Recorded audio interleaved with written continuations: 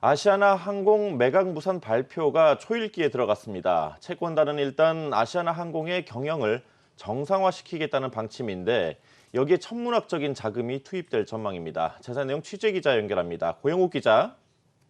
네, 아시아나항공은 잠시 뒤 이사회를 열어 HDC 현대산업개발로의 매각이 무산됐음을 공식 선언할 예정입니다. 앞서 산업은행 등 아시아나항공 채권단은 현산 측에 당초 매각 금액 2조 5천억 원보다 1조 원 낮춰 매각을 제안했지만 재실사를 요구하는 현산 측과 입장을 좁히지 못했습니다. 매각 무산이 예상된 수순이었던 만큼 아시아나항공 내부 분위기는 비교적 차분합니다. 아시아나항공 측은 매각 성사를 위해 전사적 노력을 기울였지만 무산돼 안타깝다며 현재의 위기를 극복하고 다시 한번 비상할 수 있도록 만전을 기할 것이라고 밝혔습니다.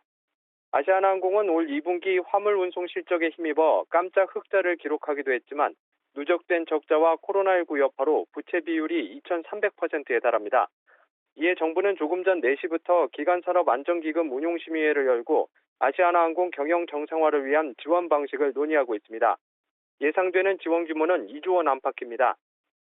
기한기금을 지원받으면 아시아나항공은 앞으로 6개월간 현재 인원의 10% 이상 해고하지 못하고 비용 감축 계획을 채권단에 제출해야 합니다.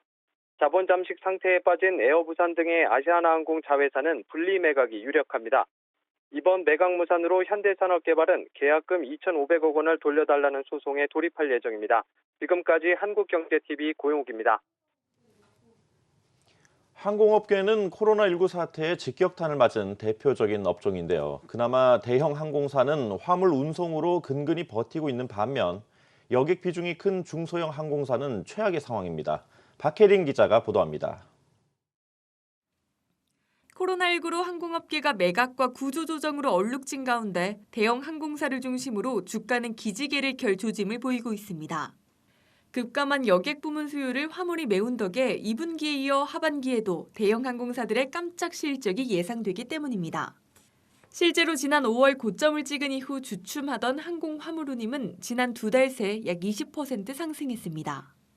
여객 수요는 예상보다 더딘 반면 화물 수요는 더욱 늘어날 것으로 예상되자 대한항공은 지난 9일 여객기를 화물기로 개조해 운항에 나서기도 했습니다. 4분기가 이제 화물 성수기예요. 그래서 화물 쪽은 4분기가 되면 다시 운임도 올라가고 물량도 또 많이 늘어나는 시기이기 때문에 4분기에는 다시 개선되는 그런 모습 보인다. 이렇게. 증권업계에선 대한항공이 하반기에도 양호한 실적을 낼 것으로 전망하고 있습니다.